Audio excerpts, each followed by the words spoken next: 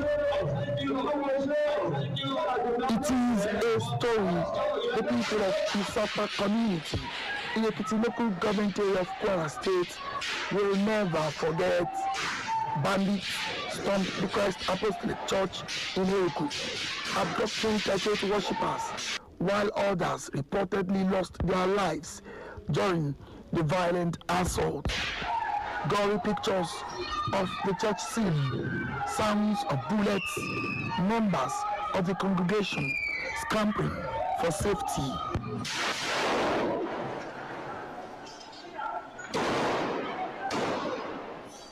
As if that was not devastating enough, armed assailants invaded a school in Kebbi State on the 17th of November 2025, killing 2 staff members and abducting about 25 students. 2 of the children managed to escape shortly after. Then, on the 21st of November 2025, gunmen struck again, this time at St. Mary's School in Papiri, Niger State, abducting 315 people. Among them were 303 students and 12 teachers. No group has yet claimed responsibility for the attack. Meanwhile, all 38 worshippers abducted in the Kwara church attack have been rescued, and 24 Nigerian schoolgirls kidnapped in Kebbi have also regained their freedom. The search, however, continues for the 303 students and 12 teachers taken in Niger State. We thank President Bola Tinubu for his hands-on approach to bringing them back home. As you can see, he did not go to the G20 just to pay attention to this, and we can't say much until they're debriefed, and the security agencies, we thank them a lot. The unfortunate thing has already happened. Calling on all the security agencies, civil society organization, organized labor, clerics, to please focus on the rescue of these children. The federal government has not folded its arms. The successful rescue operations in Kwara and Kebbi are encouraging signs, and President Bola Tinubu has ordered the 24-hour security cordon around major forest belts in Kwara, Kebbi and Niger states to reinforce ongoing operations following the surge in kidnappings and terrorist attacks. In the southwest, governors have taken the situation seriously. The Ogun State governor immediately suspended all foreign trips and addressed a press briefing where he ordered the mandatory documentation of all foreign nationals in the state, issued new directives regulating scavengers' activities, intensified forest and reserve surveillance, cracked down on illegal mining sites, and warned landlords aiding criminal elements. We strengthen our ongoing engagement with our non-indigenous. And as such, we are going to call a meeting of all non-indigenous and we're going to meet with them. Most of them have been living with us peacefully over the years, for decades. But the time where there are influx of people who infiltrate them and now mischaracterize these non-indigenous. We have an ongoing committee of non-indigenous and indigenous.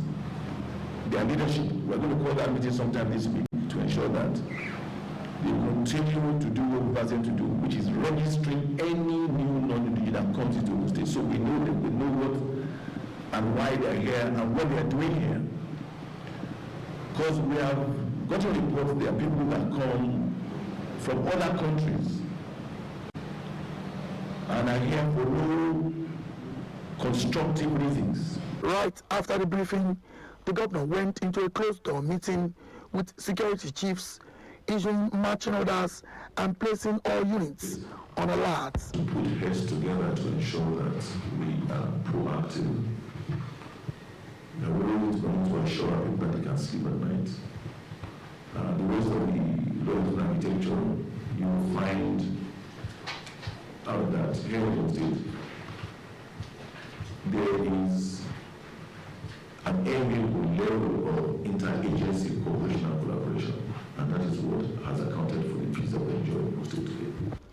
Even while that meeting was ongoing, his fellow Southwest governors gathered in Ibadan, waiting for him for another round of high-level deliberations aimed at strengthening the region's joint security architecture. The forum further expresses solidarity with the federal government in its efforts in the issues that have happened in Kebbi, in Kwara, and Niger states after the very recent spread of kidnapping at the government's girls' convent school in Naga Town, the Catholic institution of St. Mary's in Apiri, Agwara local government, Niger State, and also at the CAC Church at Eruku, Kwara State. The forum applauds the swift response of the federal government towards the rescue of the Kwara adoptees and more than 51 students of the Catholic school, Niger State. And again, southern governors, the region's leaders converge, this time in Ogun State. Traditional rulers, the custodians of culture, and the closest to the grassroots were also on standby to receive directives from the governors and were promptly briefed on their roles in strengthening community intelligence and early warning systems. A joint session held by the Southern Nigeria Traditional Rulers Council is to reinforce the strategic role of our traditional institutions in governance, in security, and in cultural integration. Both the SGF and the SNTRC pledged their collective support for the federal government's security architecture.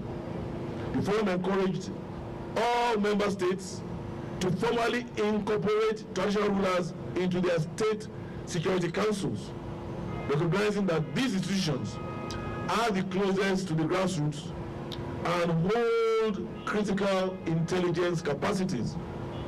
The forum emphasized that no effort will be spared in safeguarding lives and property. It shall found its commitment to working collaboratively with traditional institutions and law enforcement agencies for intelligence gathering, early warning enforcement, and deterrence of criminal activity. The coordinated resolve among federal authorities, Southwest and Southwestern governors, and community leaders signals a renewal determination to confront insecurity head-on. Stakeholders believe that with sustained vigilance, improved collaboration, and strong political will, the tide can indeed be turned. As Nigerians continue to hope for the safe return of those still in captivity, one message remains clear: the nation must stay united, resilient, and alert in the face of rising security threats.